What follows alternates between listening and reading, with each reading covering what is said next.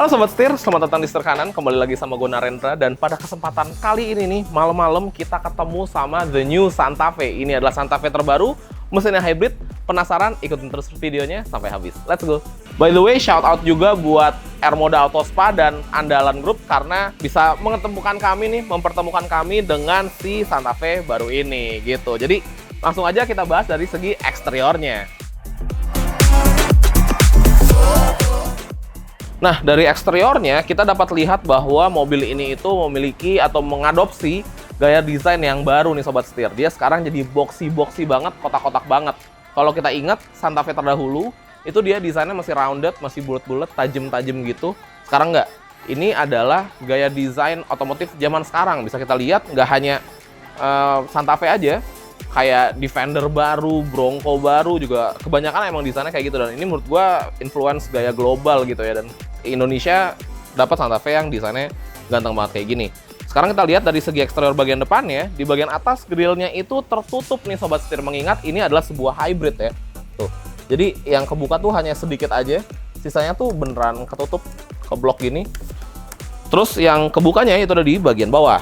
Nah, untuk grill bagian bawah ini full kebuka semua, tentunya untuk fungsinya pendinginan, jalur udara, dan lain-lain. Di bagian tengah terdapat sebuah lampu DRL yang melintang secara horizontal, nice banget. Dan kalau kita lihat desain lampunya, dia H-shape gitu ya, kayak Hyundai banget gitu ya di bagian sini. Nah, untuk lampu jauh dan lampu dekatnya juga dia sudah full LED, tentunya canggih. Tuh, kita lihat, nice banget. Dia 2 tingkat gitu ya, ganteng. Lampu seinnya juga di sini Sobat Setir. Dia dui fungsi nih, jadi bisa jadi DRL, juga bisa menjadi lampu sein. Dan tetap H pattern juga, nice. Keren banget ya. Menurut gua penggabungan 2 warna ini sih nice banget sih. Dan kalau kita lihat di bagian samping, nah ini bukan hanya sebatas desain aja, tapi dia beneran bolong. Ini adalah air vent yang menghembuskan udara ke bagian roda. Keren banget. Oke, kalau gitu kita move ke samping, kita intip bagian sampingnya. Let's go. Bergeser ke bagian samping, kelihatan mobil ini siluetnya tuh boxy banget ya Sobat Setir. Kotak-kotaknya tuh makin kelihatan lagi gitu. Dan secara dimensi memang kalau kita compare dengan Santa Fe pendahulunya, ya kelihatan beda. Ini kelihatan besar. Bahkan Santa Fe baru ini ukurannya jadi mirip-mirip gitu sama abangnya, itu Palisade. Tapi secara angka, mobil ini memiliki dimensi di panjang 4.830 mm dan untuk lebarnya itu di 1.900 mm. Tingginya sendiri nih, including roof rack-nya di 1.720 mm dan untuk wheelbase-nya itu di 2.815 mm. Nah, jadi kalau secara dimensi ya emang ukurannya besar nih Sobat Setir. Dan ngebahas masalah desainnya, gue suka perpaduan warna hitam dan putihnya ini. Di bagian depan kita juga sudah mendapatkan over fender plastik kayak gini ya. Dia rata sih sebenarnya berwarna hitam. Tuh, nice banget sih ini. Di sini ada badge Santa Fe berwarna hitam juga. Kemudian untuk spionnya dia tentunya udah 360 kamera. Di bagian bawah sini ada cladding-cladding juga yang memberikan sentuhan futuristik yang keren banget. Bahkan sampai gagang pintunya aja dia juga boxy nih. Tuh, nice banget. Di bagian atas ini mendapatkan sebuah roof rail warna hitam, kelihatan bold. Dan kalau kita lihat ya, setiap pilarnya itu berwarna hitam nih Sobat Setir. Jadi dia tuh kelihatan kayak floating gitu ya roofnya ya. Nice banget. Dan ngebahas masalah velgnya, velg sendiri desainnya itu jari-jari kayak penuh gitu, padet. Ukurannya juga lumayan besar, ring 20 dibalut dengan ban berukuran 255, 45 ring 20 dari Kumho. Ini menggunakan Kumho Exta. Nice. Dan di bagian sini, ini adalah sebuah fitur yang menurut gua unik, quirky, tapi fungsional banget kalau kita mau pakai bagian roof railnya buat naruh-naruh barang. Karena ini adalah sebuah pegangan nih jadi fungsinya. Ini kelihatannya rata gini ya. Tapi kalau kita pencet, dia akan kebuka seperti ini. Dan kita taruh tangan kita di sini, kita taruh kaki kita di bagian roda belakang, kita manjat ke bagian atas. Jadi kalau kita mau naruh-naruh barang, itu bisa dibantu dari sini untuk pegangannya. Nice ya. Dan kalau kita intip lagi nih di bagian belakang, ini tuh sebenarnya mika. Jadi dia seolah-olah nyambung gitu sama bagian dari lampunya dan ada di samping. Yang dimana tarikan garisnya juga nice banget, senada dengan tarikan garis yang ada di bagian depan. Tuh, by design sih keren banget. Dan kekerenannya nggak hanya di bagian samping, karena di bagian belakang juga nggak kalah keren. Yuk kita intip.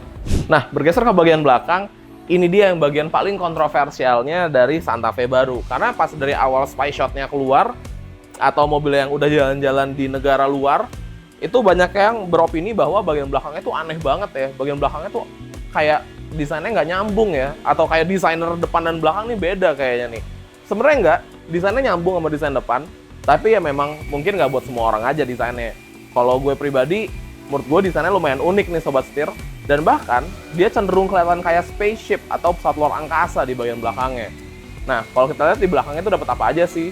Di sini ada high mount stop lamp, ada rear defogger juga. Di sini ada stiker Air Moda, shout out to Air Moda.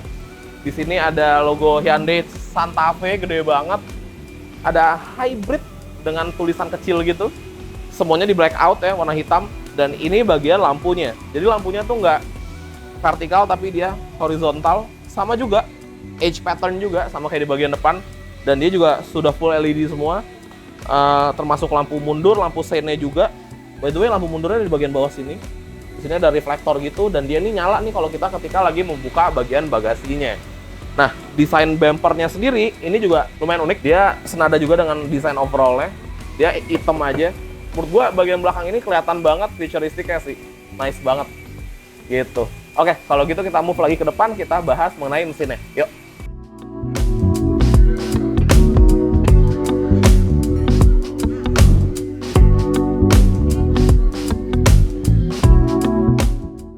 Nah, ngebahas mengenai dapur pacunya. Jadi, kalau kita lihat, engine bay-nya nih gede banget. Karena emang mobil ini dimensinya gede. Tapi, mesinnya kecil. Ini cuma menggunakan mesin 1600 cc turbo hybrid. Nah, pertanyaannya adalah, mesin kecil ini emang mumpuni buat bodi yang segede ini? Ya mumpuni dong, karena figur angkanya sendiri, output dari mesinnya aja itu 180 PS. Dan torsinya di 265 Nm. Tapi ingat, ini adalah sebuah hybrid. Jadi ada tambahan tenaga lagi di 44,2 kW dan tambahan torsi lagi di 264 Nm. Dan jika digabungkan, maka output akhirnya akan di 235 PS dan torsinya di 367 Nm. Nah, pas banget nih mesinnya nyala. Nice, angkanya sih gede Sobat Setir. Jadi ya memang secara angka seharusnya cukup untuk membawa bodi yang memiliki ukuran sebesar ini gitu. Oke, cukup di bagian luar karena sekarang gue mau ke bagian dalam. Yuk, ikutin.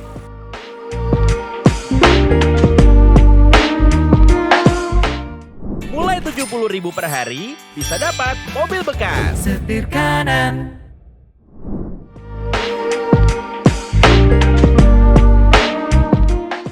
Nah, masuk ke dalam sini, kita langsung cobain row ketiganya. Karena kita mulai dari belakang dulu, nanti kita pindah ke tengah, dan finalnya kita akan dilihat di bagian depan.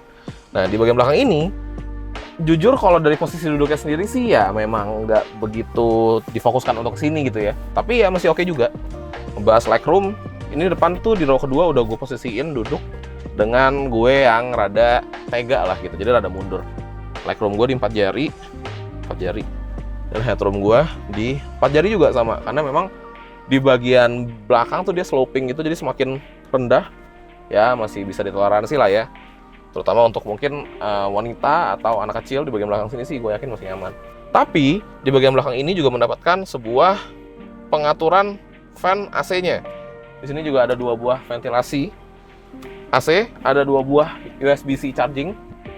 Kemudian kita juga mendapatkan speaker dan ada satu fitur menarik, yaitu fitur passenger talk. Jadi untuk bagian driver ngomong ke bagian belakang itu melalui mic dan nanti keluarnya di bagian speaker di bagian belakang sini. Jadi itu cukup ngebantu buat ngobrol sama si supir gitu. Oke, cukup di bagian belakang. Sekarang kita pindah ke row kedua atau row tengah. Let's go. Nah, di row kedua ini juga nggak kalah nikmat karena ini menggunakan captain seat. Jadi total duduknya ini untuk 6 orang ya, itu karena akan ada 2 jenis trim level, akan ada calligraphy dan akan ada varian yang prime. Nah, calligraphy ini 6-seater captain seat. Kalau di bagian tengah ini ngebahas masalah posisi duduk, kayaknya udah nggak usah dipertanyakan lah ya. Ini sih nyaman banget gitu. Kita mendapatkan armrest yang bisa diatur heights-nya, jadi kita bisa atur ketinggiannya. Kemudian untuk gila, ini satu hal yang menurut gue menarik banget. Jadi dia punya recline, pengaturannya itu kenceng banget geraknya. Tuh, buset. Menarik ya. Dan recline angle-nya juga mantep banget sobat setir. Ini sekarang gue di posisi yang paling mundur nih. Gue di belakang banget dengan posisi duduk yang normal. Oke, kayak gini. Untuk legroomnya sendiri 10 13 jari. Headroomnya bisa 10 jari lebih kalau posisi panoramik atas lagi dibuka kayak gini. Cuman kalau ketutup kurang lebihnya ya sekitar 5-7 jarian kurang lebihnya. Oke, sangat-sangat memuaskan. Terus kita juga mendapatkan penyimpanan di bagian bawah sini. Tuh. Dan di sini ada akses buat ke bagian central box yang bisa dibuka dari belakang maupun dari depan. Nice. Nah, di bagian belakang ini juga mendapatkan 2 buah USB-C, ada penyimpanan juga di bagian sini. Serta di bagian atas ini juga terdapat sebuah akses untuk melipat, memajukan dan menggerakkan jok bagian penumpang depan. Jadi kalau duduk di sini lebih nyaman lagi gitu.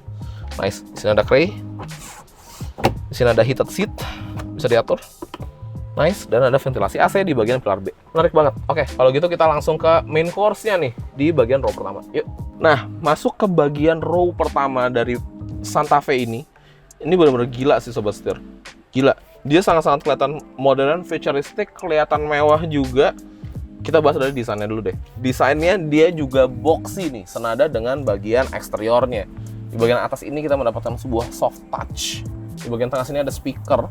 Lalu di sini ada sebuah penyimpanan atas bawah glove box. Ini penyimpanan terbuka dan ini bukan hanya penyimpanan biasa nih, karena ini adalah penyimpanan ini adalah UVC. Jadi kalau kita mau bersihin handphone kita dari germs atau dari bakteri-bakteri, tinggal kita masukin aja, kita tutup, lalu kita pencet ini UVC, maka dia akan cleaning HP kita gitu. Secara desain manis banget, kelihatan maco banget, gagah banget. Di sini ada ambient light juga, horizontal dan 2 buah vertikal di bagian kanan dan kiri. Dan dalam posisi P, dia nyalanya yang bagian horizontalnya aja nih sobat setir. Sedangkan kalau kita masukin ke D dan kita jalan, maka yang bagian vertikalnya itu mati. Jadi nggak ngedistract kita ketika lagi nyetir. Itu humanism touch banget sih dari Hyundai ya. Menurut gua smart banget. Keren. Nah, head unitnya ini dia udah menggunakan interface yang terbaru nih. Jadi ini udah generasi yang terbaru, segenerasi dengan 5N, segenerasi juga dengan Kona Electric. Kalau kita lihat, di sini ada shortcut untuk Maps, ini shortcut untuk media, ini untuk urusan per hybridannya. Kita buka yang hybrid deh. Nah, ini tuh ngasih tahu kayak fuel engine usage, electric motor usage, terus posisi energy flow-nya, semua kelihatan dari sini, sobat setir. Kalau kita home lagi, kita geser. Nah, ini baru nih. Di sini ada kiblat, ada phone projection, voice memo, ada seats juga. Ini buat melakukan pengaturan perkursian. Jadi kita bisa mengatur untuk back rest angle, cushion tilt, bisa relax mode juga untuk row keduanya. Jadi semua bisa diatur melalui head unit ini. Jadi driver tuh bisa bantuin gitu ya. Yang dimana menurut gue canggih banget, keren banget. Kemudian kalau kita geser lagi, di sini ada car wash mode, weather, calendar, valet mode, vehicle diagnostic, dan notification dan settingan-settingan lainnya. Tapi sekarang kita coba mau main-main dulu di settings nih, apa aja bisa kita setting. Dari vehicle, kita lihat di sini ada driver assistance, ADAS-nya lengkap. Untuk Santa Fe ini udah generasi terbaru ya, pasti ADAS-nya lengkap gitu. Kemudian di sini ada drive mode, ini dapat ngatur-ngatur kayak powertrain-nya mau pakai eco, sport atau smart. Kemudian steeringnya juga mau normal atau mau sport, feedbacknya dapat diatur. Brake mode-nya juga bisa diganti nih, bisa normal, mau bisa sport juga. Nice. Kemudian lanjut lagi, ini eco vehicle. Nah, ini untuk urusan konsumsi bahan bakar ya tentunya. Perklimatean, ini bisa diatur juga dari sini. Tuh seats, lights. Nah, tuh lights tuh bisa ganti-ganti warna ambient light karena dia warnanya banyak. Kita mau pakai yang preset kayak gini, atau kita mau pakai yang rotasi kayak gini, jadi kita milih-milih warna sesuai keinginan kita. Bisa lebih akurat tuh. Nice. Warnanya juga bisa diganti, brightness-nya. Terus bisa di-link ke drive mode juga. Terus juga bisa ini nih, dimming under darkened conditions. Nice ya. Oke. Kemudian sisanya kayak door and convenience gitu. Wow, canggih banget. Banyak banget settingannya. Ada voice recognition, phone connections, display, tuh, gitu-gitu ya. Oke, kita coba. Oh, tadi ada cluster nih sobat setir. Oke, wow, bisa diganti brightness-nya, theme-nya bisa diganti, mau pakai klasik atau simple. Oke, dan yang terakhir, di sini bisa untuk pakai yang tadi yang gue bilang, passenger talk. Halo, halo, halo, halo, halo. Nah, kedengarannya di belakang tuh. Itu buat ngobrol sama orang di row ketiga. Nice. Kemudian turun lagi ke bagian bawah. Nah, di bagian sini ini ada shortcut juga nih. Ini untuk audio, ini untuk ganti lagu, home, map, dan segala macam. Ini adalah bagian AC-nya, dan AC menurut gue keren banget. Jadi kita bisa ngatur suhunya. Dia dual zone juga, kanan kiri bisa beda. Bisa driver only juga, bisa ngatur arah semburan, arah kipas, besarnya fan speed kita. Itu bisa diatur dari sini. Turun lagi ke bawah. Di sini ada untuk camera 360-nya. Ada hill descent control-nya juga. Kemudian di sini ada driving mode. Nah, bisa ganti-ganti di sini. Itu ntar berubahnya di bagian instrumennya. Kemudian di sini ada auto hold. Dan turun lagi ke bawah, ini ada 2 buah wireless charging. Nice banget. Tuh. Ada 2 buah ya. Dan di sini juga ada button yang tadi gue bilang, UVC, ini buat bersihin germs di bagian atas itu. Kemudian ini juga ada 2 buah USB-C yang sama-sama canggih karena ini bisa jadi charger atau bisa untuk media ke head unitnya gitu. Nah, ini dia instrumen clusternya. Dia juga full digital sama kayak head unitnya, dan dia driver oriented, jadi lebih mengarah ke bagian driver gitu. Kalau kita lihat, dia ada 2 dials nih, bagian kiri untuk speedometer, bagian kanan untuk RPM-nya. Nah, kalau kita ganti di driving mode, maka dia akan kelihatan di sini. Tuh, ini pakai Eco, ini pakai Sport, ini pakai My Drive. Dan dia juga bisa pakai gauge style yang simple. Tadi yang gue bilang ya, ini lagi pakai klasik, saya ganti simple. Tuh, kalau simple kayak gini sobat setir. Tuh, jadi dia bukan dials gitu ya gayanya ya. Kemudian ngebahas masalah pedal shifting-nya nih. Si pedal shifting ini dia tuh punya 2 fungsi. Kalau kita lagi pakai mode Eco nih, dia untuk mengatur regenerative braking. Jadi dia punya regen karena ini adalah sebuah hybrid ya, ada elektriknya juga gitu. Nih, kalau gua hold, kita lihat. Oh sorry, masuk dia dulu. Nah, tuh dia jadi auto gini tuh. Bisa kita gedein juga.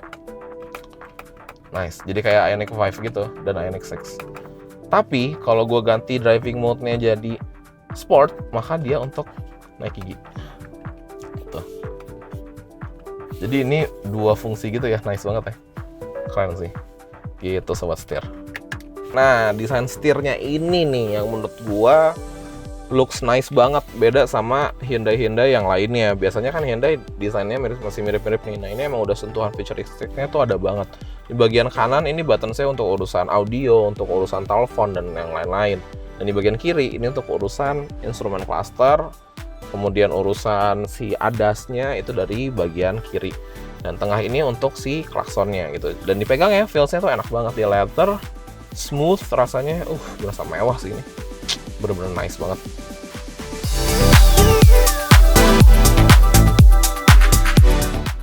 Nah sobat setir, sekian review dari Hyundai Santa Fe terbaru ini. Untuk urusan warna sama untuk urusan harga, itu emang masih belum fix nih dari pihak Hyundai Motorsnya. Tapi sejauh ini sih yang kita lihat nih ada warna putih, ada warna hitam juga. Terus gimana nanti dia akan matte juga atau metallic juga, nanti kita lihat lah update-nya gimana. Dan untuk urusan harga juga akan kami update di bagian kolom deskripsi di bawah gitu sobat setir. Jadi kalau kita lihat sih mobil ini cocok banget untuk para petualang lah ya, bisa dibilang. Orang-orang yang suka camping, orang-orang yang suka overlanding, atau mungkin dipakai dalam kota juga masih enak. Tapi kita nggak tahu karena kita belum coba ya. Harapannya sih secepatnya akan bisa cobain nih si Santa Fe terbaru ini. Gitu sobat setir. Oke, kalau gitu jangan lupa untuk klik like, komen, dan subscribe, serta follow TikTok dan Instagram kami di @setirkanan_official. Gue Narendra, sampai ketemu lagi di video selanjutnya. Salam setir kanan.